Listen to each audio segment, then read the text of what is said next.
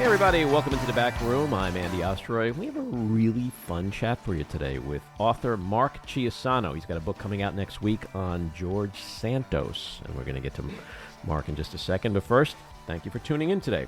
We appreciate you listening, and we'd love to hear your comments. So email us at backroomandy@gmail.com and or post on our social media, and we'll read some feedback next time. And if you like the podcast, please follow or subscribe, and you'll be notified every time we post a new episode. So here's some feedback we received recently.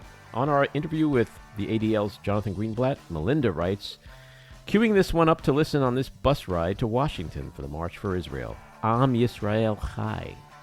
On our Gershon Baskin interview, Mary Haldeman writes, wow, wow, wow, wow. Great interview with so much context and history. Thank you, Mr. Baskin. Christina Beck writes, great interview, and Gershon Baskin is the first person I've heard speaking about this war with clarity and compassion. And on our John Fugelsang interview, Leslie J. writes, thank you for this. It was a wonderful start to my day. Of course, the two most handsomest men in podcasting are voice only. I know. We should do video someday, but we don't want to excite too many people, I guess.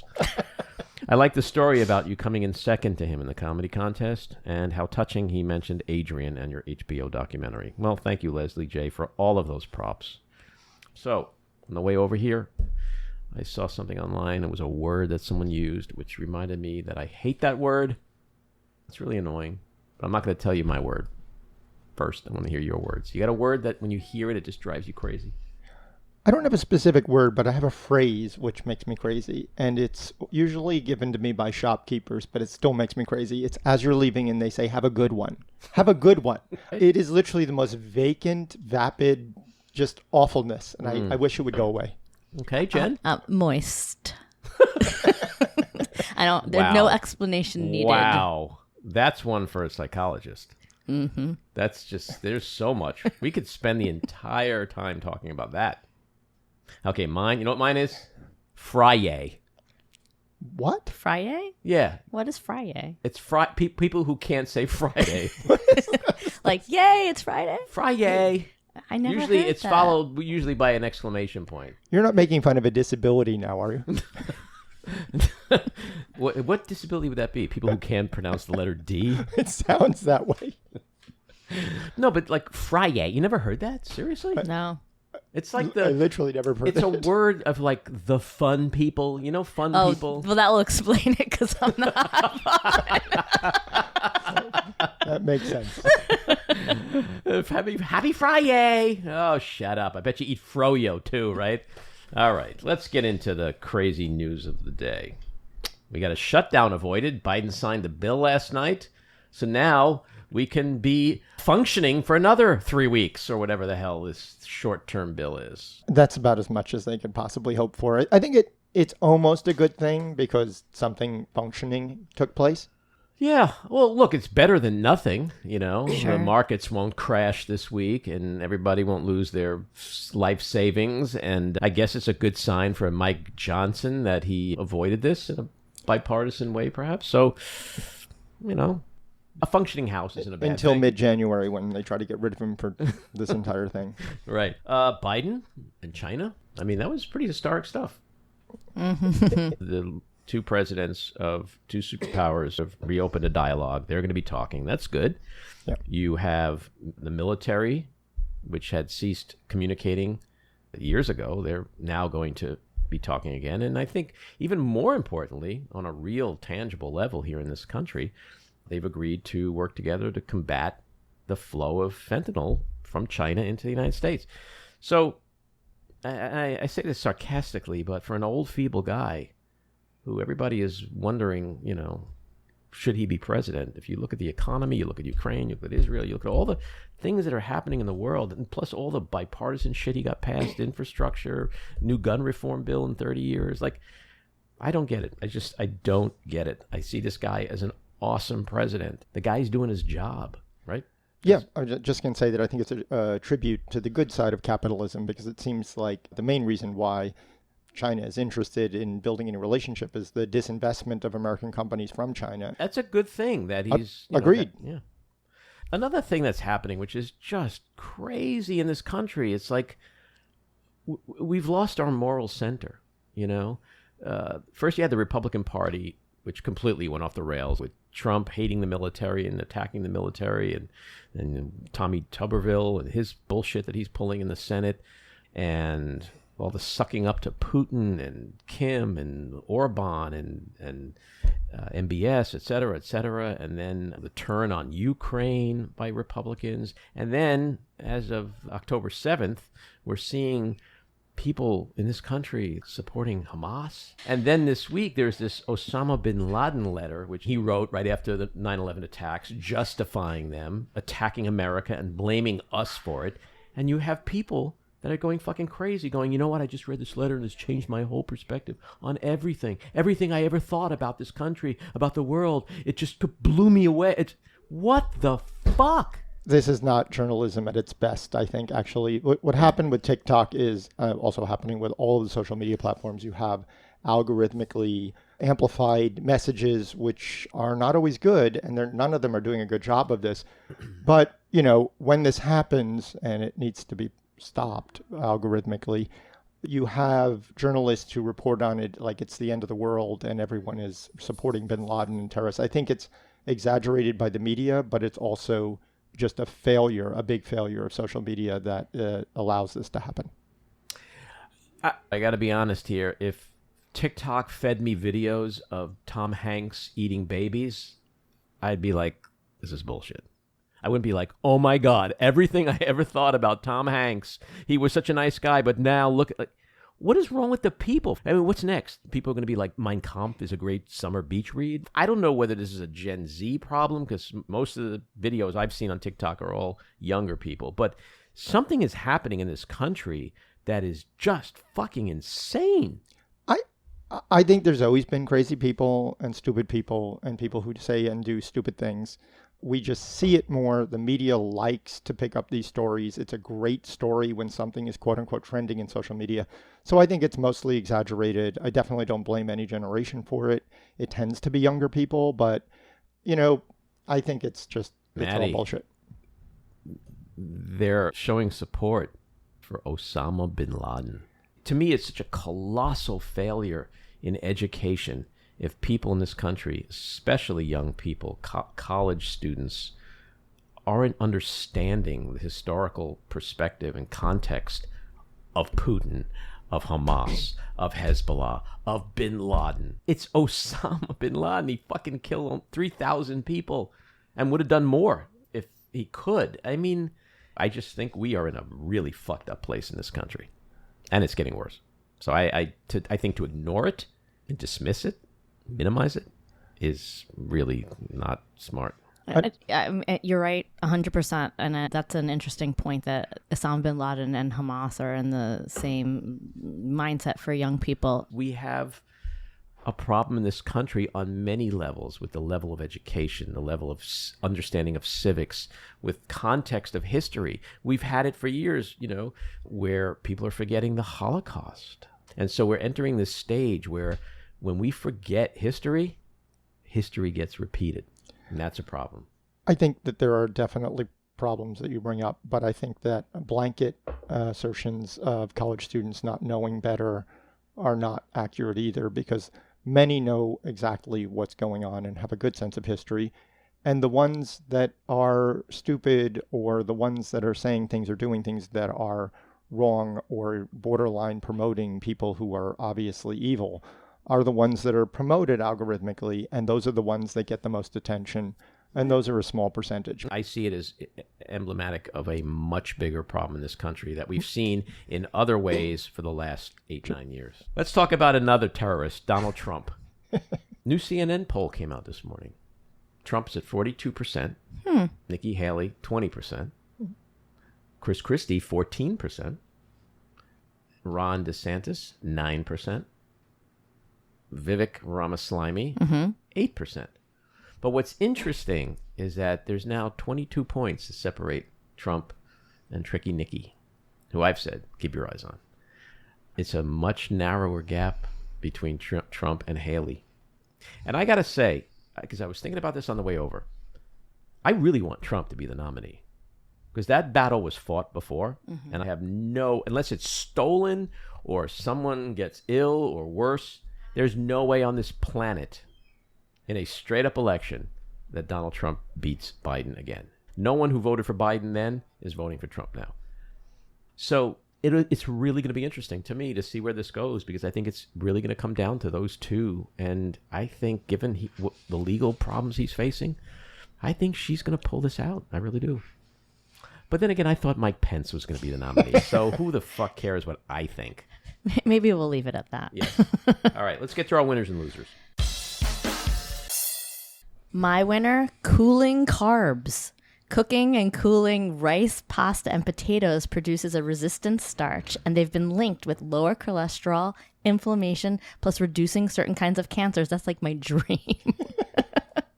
My loser, Republicans with no interest in governing. 31st time this year that Republicans have spent time on the floor using a spending bill to try to strip the salary of a member of President Biden's team. My winner is Lena Khan for, in the court case with Google, getting Google to reveal that they pay 36% of their ad revenue that shows up on Apple devices to Apple, which is like $10 billion plus a year. That, to me, is the decisive moment where Google is going to lose this antitrust case, and Lena Khan's going to come out as a genius that she is, I think. My loser is Barbie's on-again, off-again boyfriend, Ken, because once again, he's lost out at being inducted into the Toy Hall of Fame, and he lost out to the Cabbage Patch Kid and the Fisher-Price Popper, among others. My winner, 80-year-old Connecticut Democrat Congresswoman Rosa DeLauro, who humiliated Marjorie Taylor Greene on the House floor with a middle school civics lesson on how bills get passed. My loser, Republican Oklahoma Senator Mark Wayne Mullen, who wanted to beat up Teamsters President Sean O'Brien during a Senate committee hearing on labor issues. All right, this gets us to our weekly rant. 8 years ago, I wrote a blog called Trump and Hitler.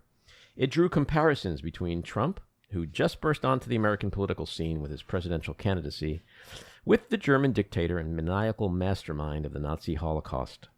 It flashed an early warning sign of Trump's flirtation with authoritarianism and cautioned against lulling oneself into a false sense of security that the atrocities in 1940s Europe could never happen again, especially here in America. At the time, very few in the media were comparing Trump to Hitler, or comparing the horror of Nazi Germany to Trump's behavior here. It was actually frowned upon in mainstream circles and was viewed as an affront to Holocaust victims and their families. As a Jew and as someone with functioning eyes and ears, I disagreed. To the contrary, I wrote, it was to draw chilling foundational parallels between Hitler's genocide, the hateful propaganda and scapegoating that preceded it, and the kind of dangerous demagoguery that was being spewed daily from Trump's mouth. And that we cannot be afraid to make such comparisons, because doing so gives the hate mongers a free pass. As such, Huffington Post, on whose front page my pieces regularly appeared, refused to publish it, and gave no explanation. It was a cowardly move that, in hindsight, was a shameful example of journalistic myopia and denial. Because today, many in mainstream circles, including writers, pundits, and left-wing politicos, expressly understand and are hugely concerned with Trump's Nazi fascination, his penchant for spewing Hitler's dangerous anti-Semitic rhetoric, his embrace, incitement, and protection of white nationalists, and his fascist threats to his perceived detractors and enemies should he become president again. Now you hear constant fear that America's democracy is coming to an end and a new era of authoritarianism or fascism will begin should Trump regain power. We see how anti-Semitism has exploded since the barbaric Hamas attack October 7th in Israel, with Jewish students being harassed on college campuses, hostage posters being torn down, Jews being hunted down in an airport in Russia, and often violent anti-Israel protests all over the world. We see Trump sidling up to brutal dictators like Putin, Kim, and Viktor Orban, while calling terrorist organizations like Hezbollah smart.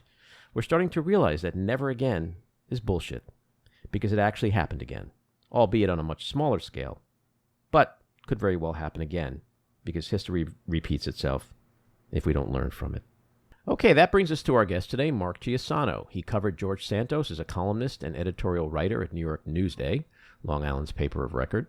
And as the youngest editorial writer in the paper's history, he interviewed national leaders like Hillary Clinton and Hakeem Jeffries, and also tracked and wrote along with far-right patriot groups and fringe-left activists, and traveled from New Hampshire to Puerto Rico to tell the story of American politics on the ground. He is also a New York City native and fiction writer whose story collection, Marine Park, received a Penn Hemingway Award honorable mention. His writing has appeared in places like The Drift, The Paris Review, and The Atlantic. Mark, welcome into the back room. Thank you so much for having me. Well, you know there's that expression, timing in life is everything, right? Truly. Unbelievable. It's an honor to have you on. You have a book coming out November 20th called The Fabulist, The Lying, Hustling, Grifting, Stealing, and Very American Legend of George Santos. And so we were going to talk about that today. And then this morning, the news around George Santos has blown up. So we have the release of the House Ethics Committee report. That was followed up very quickly by an announcement by Ethics Committee Chairman Michael Guest that he is going to move for expulsion, perhaps as early as tomorrow. And then George Santos tweeted that he's not going to run for re-election. This is like the ultimate gift to an author, isn't it? It is truly perfect timing, especially because we'll see exactly what the sort of machinations of the vote would be, but the vote to expel could be right when the book comes out. So the literal day or the day before. So it's fun. I'm glad. Couldn't happen to a nicer guy. And, you know, I'm sure people on the right, especially Santos, will say it's all rigged. The fix was in. This book was going to come out, or perhaps everything that's happening to him is because of you. It's all your fault, Mark, isn't it? It's all my fault. Yeah, no, he is no fan of mine for sure. When I was working at Newsday and writing about him in his first two runs, he would pick up the phone, right? And he was, he started off being actually pretty polite and friendly, and he's a very, very charismatic guy. Mm-hmm. But that turned pretty quickly to him getting sort of nasty and, insulting and angry as I was sort of writing more and more, sort of questioning things about him. Like, what is your deal, man? Right. He kind of has that Ted Bundy charm, doesn't he? He is a very, very charming guy. I mean, I would say that was one of the almost like universal things that people who knew him would tell me when I talked to them. I talked to over 100 people who knew him for this book. And many, many, many of them said that he's a really tall guy. He's got a big presence. He knows kind of how to be friendly and how to be charming. And I think that's kind of how he got this far. We've now had 8-9 years of Donald Trump on the political scene. Very similar character, also very charming, but kind of sociopathic. Is Santos sociopathic? So interesting. Yeah. I reached out to a lot of mental health professionals when I was doing this book, and there's a real reluctance to like diagnose from afar now because of something called the Barry Goldwater rule, which was when, health professionals kind of made the opposite choice with Goldwater decades ago. But I did talk to some who sort of pointed me towards something called pseudologia fantastica, which is basically a situation where you just kind of believe your own stories, and you're sort of that deep into them that they become real to you. And I think that's kind of what it is with him. There is a sort of amount of menace. Like, he can be a very threatening guy when he's cornered. He threatened me. He's threatened to sue me multiple times, which we'll see. I don't know. I'm waiting. But he's more seriously, he's threatened people with not a lot of power at all, and kind of people who are very vulnerable. And so he does have that threatening side, but he is really just living in his own mind. Something else a lot of people told me when I asked them about him is that he seems to really believe his own line, he kind of has, it's just, he's living that kind of fantasy. And so, I don't know, I came away from the book feeling a little sad for him, to be honest. He's living a strange life and is very kind of, alone and kind of sequestered. And so it's a tragedy, I think. Just to play devil's advocate, why would you feel sorry for someone who has willfully duped, like everyone from voters to a vet who had a sick dog and he stole money from the owner of the sick dog? The reason I got into this book in the first place was almost out of a sense of kind of indignation for both the voters of the 3rd Congressional District, who, I was writing about all the time for Newsday and the way they got duped, and also for his actual victims. I mean, he left a long trail of victims. I've met a woman in a favela in Brazil, who is in that position, not in small part because of Santos himself, you know? Mhm. And you mentioned Rich Osthoff, the vet, you know, who Santos was a big part in his dog dying.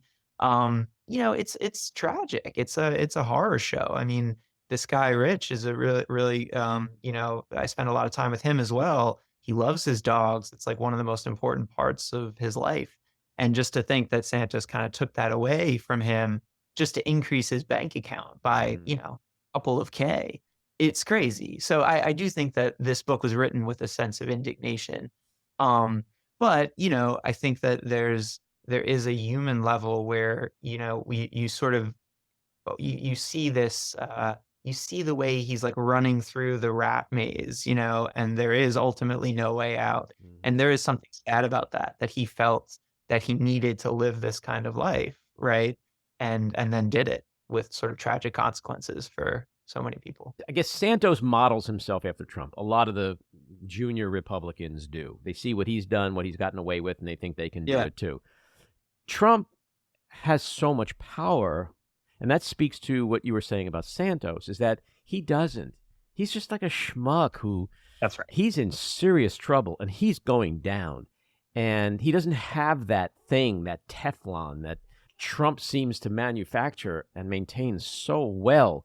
And so I can understand what you're saying about feeling a little bit sorry for someone who just can't get out of his own way and is in so much trouble. One of the things that broke this morning is that he is likely going to be expelled, although 2 weeks ago there was a vote and he managed to escape expulsion at that point and largely saved by Democrats. Why do you think Democrats wouldn't have moved to kick him out of Congress? Because, you know, if the shoe was on the other foot, right?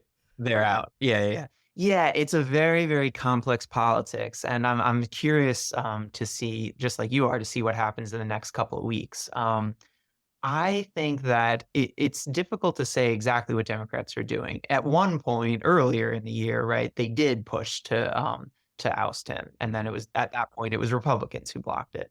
And also, you know, there are sort of outliers on both sides. That you know, this isn't exactly a party line issue. One thing that some Democrats have said is that, you know, Santos deserves due process, right?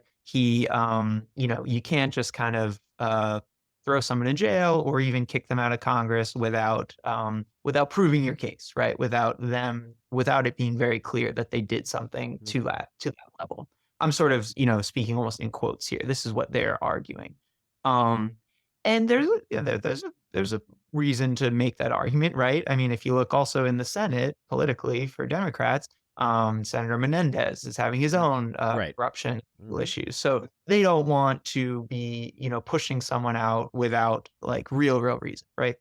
So fair enough. You know, I think maybe that's a cynical calculation. It also kind of lets Santos stay in there for a while and make Republicans look bad for a Mhm. long time, which Democrats don't hate, right? So, you know, you can see all those reasons. All that said, now that we have this ethics committee report, which is truly damning. I Mhm. mean, it is extremely damning stuff. I think you're already going to see, we already are seeing, and I think you're just going to see more members kind of flip over to the other side and say, that was the due process. We gave him due process. Let's go. Let's get Yeah. this guy out. So you think that they'll have cover that they didn't feel they had before. And to your This creates point, a lot of cover. to quote from the report, substantial evidence of potential federal crime. They said he blatantly stole from his campaign, paid for Botox, OnlyFans accounts, designer goods, Mhm. lavish trips to Atlantic City and the Hamptons, honeymoon expenses. And he attempted to fraudulently exploit every aspect of his House candidacy. You can't get more damning than that, can you? It's a tough report. By the way, if your listeners are interested in that, you know, him, you know, using campaign money for Botox, for gambling and things like that, there's a lot of that in my book. I mean, this is a long history with Santos that he has been doing tons of work on himself to sculpt his body, and also has this long history of gambling, even sort of mooching off other people to support his gambling habits. So Mhm. very fun scenes on that in the book. And so let's talk about the book. What was the biggest surprise in your researching him and following him that you came across in writing the book?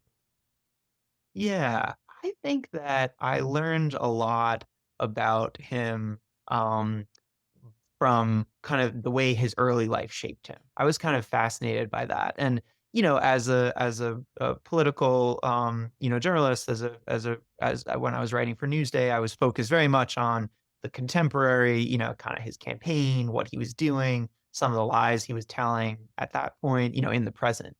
And it was really fun to kind of go back and see the threads that kind of traced all the way through to his life now. And so he grew up in Queens, in a sort of very kind of diverse neighborhood in Queens, in Jackson Heights, and went to public schools there, at least sort of for a while, intermittently. And I think that that really, really helped shape him. Was like this world that is a great world for a lot of people. It's like a perfect world. It's very family oriented. You kind of have tons of opportunities there. You're in the, greatest city in the world, in my opinion. But it wasn't enough for him. He was already, even then, kind of looking for something bigger. So that was fascinating for me. And then I spent a while in Brazil, where he spent some time when he was a, kind of adolescent. And I think that that is kind of that was like his finishing school. He learned other skills in Brazil. He did a lot of his, his this famously sort of dressing in drag in Brazil. So one of my favorite moments of reporting the book was going to a drag club where his mentor, his sort of drag mentor, was performing. And this mentor, sort of dresses in the way that we've seen the pictures of Santos dressing. So it was kind of like a way to see what Santos looked like when he was dressing in drag. It's startling how bonkers his life is. You mentioned Menendez. Okay. Politician took a bribe. Yeah. I've heard it before. We've heard it before. Santos it's like a sitcom. Oh, I know. I mean, it's crazy. The amount of crazy shit is just mind-numbing, isn't it? That's what drew me to this story, was that in my other sort of side life, I write fiction. I'm a fiction writer. So I love writing, I love sort of thinking in stories and narrative. And this is just such a crazy, great story. This is this guy who grew up in Queens, and just wanted to be like a big deal. And he couldn't do it, so he made it up, and he made everything up. And it's just so fun. There's so many strange moments, things that he lied about that it was like, why would you do this? And so many scams he pulled. I mean, one of my favorites, which is in the book and hasn't really been anywhere else, is that he's at one point living with his mother, which he lived with her for a long time, very close to his mother. He's living with her and his sister's friend, who's 16 years old, from Brazil, coming to New York to visit, and doesn't speak English. This kid speaks no English, right? He's in high school. And Santos scams him for like hundreds of dollars. Like, just why? Why do you do that? And it's over and over again with him, with that in the book. Is he smart? Is he a brilliant guy, in your opinion? It's a great question. He is very sharp. I don't know what, brilliance is really, but politically he has that sort of thing that a good politician has, I think, which is being able to sense what someone wants to hear, what a room is looking for. He's able to kind of craft his stump speech for the room that he's in. And that's a thing that you need in politics, and he just took it a little too far. You've got some crazy anecdotes in the book. I want to go through a few of them. Tell us about Aunt Elma. Aunt Elma, yeah. A very sad story, this was a family member who he was very close to. He lived with her as well for points during his life. And she is a Brazilian immigrant, came to New York, sort of built her life as well. She did some house cleaning at a certain point, and sort of had worked different jobs and sort of built a life here. And she, doted on him. I was told by family members and friends that she really loved him. She would do anything for him. And that included giving him money. that he then that he stole from her. Um, the one of the saddest things to me is that, this was years ago that he did this, that he stole from his own aunt. Um, and then when all this stuff broke and he gets indicted by the federal government, she's one of the people that sort of signs the bond for him. So she's the one who lets him be out in the world now and not in jail waiting for trial, right? She and his father. And so that was she went to court, and this is this incredible moment where she had to sort of say to the judge, like, yes, I agree, he's my nephew. Like I agree to like put myself on the line for him. Again, it's an immigrant. This is a person who like has worked her whole life, like worked very, very hard to build a life here. And she's the one who's putting herself on the line for him after he's done all these allegedly crazy things. Mm. And you mentioned the body sculpting. You go into a lot of detail about the procedures that he's had, which are plentiful. Speak to that for a bit, because to the naked eye, when I look at him, he should ask for his money back. Was he something much different than we see now, that we don't see the OG Santos and what he looked like? Right. Well, he's definitely, it's funny, the people I talk to who spent a lot of time with him over recent years often mentions that his appearance changed a lot, that he was often kind of losing weight or gaining weight, and this was like a common thing with him.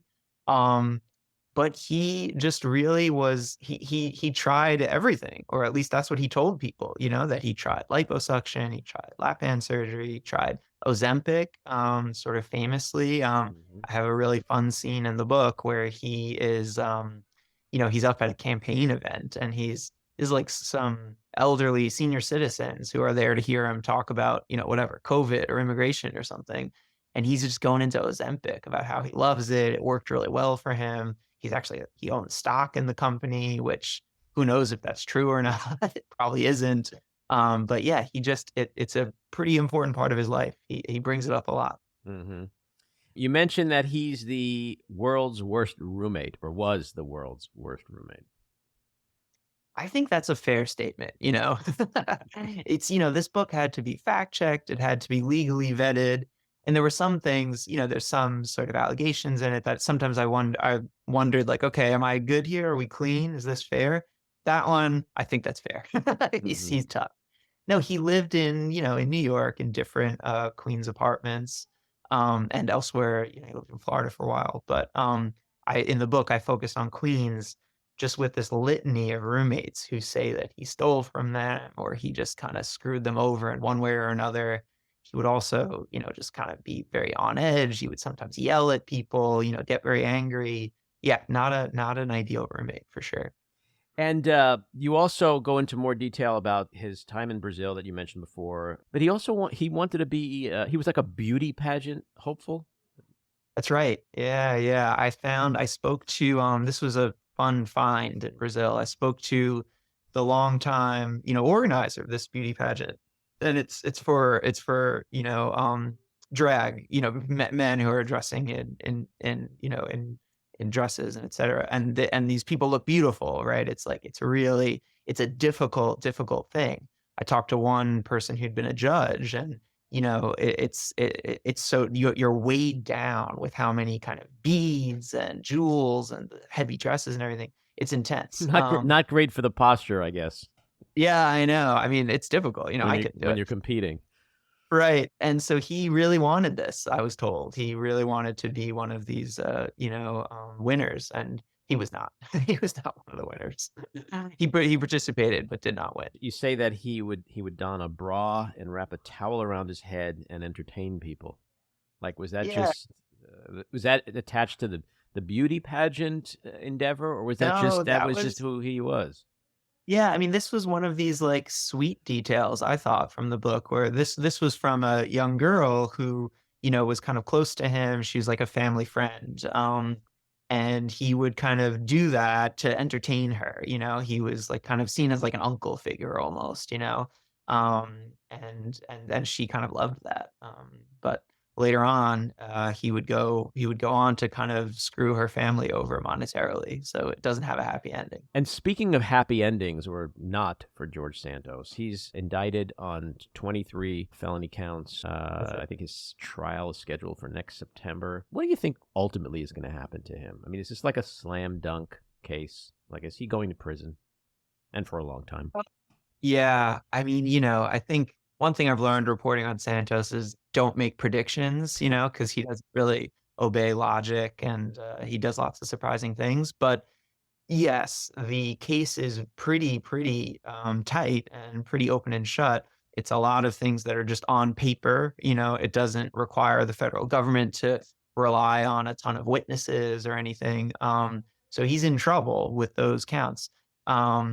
It isn't, it's very different, I think, from, for example, like Sam Bankman-Fried's case. Like, I don't think that Santos, were he to be found guilty, would go away for anywhere near that amount of time. But he's looking at, years in jail for sure. That's a possibility. And he now says he's not going to run again. That's what he's saying now. So we'll see. He can still take a plea deal for a while. I wonder if he comes out of this experience and tries to write a book, go on Dancing with the Stars. I think he's somewhat irrepressible. Oh, he's totally going on Dancing with the Stars. That's, yeah. I'll bet any amount of money on that right now. He would love it. He would love it. Knowing him the way you do, when he says, I'm not running again, do you believe him? I think so. I think that the obstacles are stacked against him if he were to run again. The other key thing to look at is how little money he's raised since all this broke, since the Times' great story about him in December. He's had a really hard time raising money. So it's kind of like, I think for him, that was one reason to run, right? Was that he was able to live off the campaign money in a way, or at least have this nice lifestyle. And so if he's not succeeding in getting donors to give him money, I don't know exactly what the point is. And also, it just would be difficult. I mean, the New York GOP is really, really against him, and it's going to throw everything they can against him. That's right. And there is an economic reality to running for office. Isn't George Santos just more symbolic of the broken Republican Party these days? Because Santos is an extreme case, but you have Paul Gosar, you have Matt Gaetz, you have Marjorie Taylor Greene, you have Lauren Boebert. The Congress, the GOP caucus is filled with George Santos's, just on various levels. And so is this a domino? Or do you see him more as an isolated case and they're just going to continue to be nut jobs and do their thing and pretty much be untouched? Yeah, in the book, it's interesting that you mentioned Boebert and Gosar. I call them a kind of like shamelessness caucus along with Santos. That is in some ways what they are, like really trying to get attention, not super interested in governing and, even helping their constituents so much. It's more about like getting attention for themselves. And so I think that there is a strain of that in the Republican Party right now. I write in the book about some of the political forces that Santos channeled, for example, like anti-vax sentiment, that he was able to kind of push into his run. And so there are these forces in the Republican Party. What I find interesting is that, perhaps it seems like Santos will face justice at some point, right? He will get kind of pushed out or be in jail or whatever. Wow, we see what happens to Donald Trump, right? Who is a kind of mentor to Santos and someone that Santos has modeled himself after. So I think that is kind of, Santos is almost the vanguard of the Republican Party in terms of their shamelessness. He's kind of at the bleeding edge of it. But we'll see what happens to people who do slightly less than him. Well, it's certainly going to be fascinating to watch this unfold. I'm so glad we were able to pull this off last minute and get on here and talk about this. It was a great chat. I'm going to nominate you to be the Backroom's official George Santos expert. So hopefully you'll come back again and keep us updated on all things Santos Absolutely. as this unfolds. We could do Dancing with the Stars critiques. No joke. That's going to happen. We're going to do that someday. Mark, thank you so much again for coming on. Thanks, Andy. Take care. This episode of The Back Room was edited and produced by me, Andy Ostroy. It was co-edited and co-produced by Matty Rosenberg and co-produced by Jen Hammoud. Our theme song was composed by Andrew Hollander, and our logo was designed by Cricket Lengyel. And special thanks to Patricia Wind. please take a moment to rate and review the podcast, and also follow or subscribe. Until next time, keep your eyes on Washington, Hollywood, and your own backyards, and have a great week.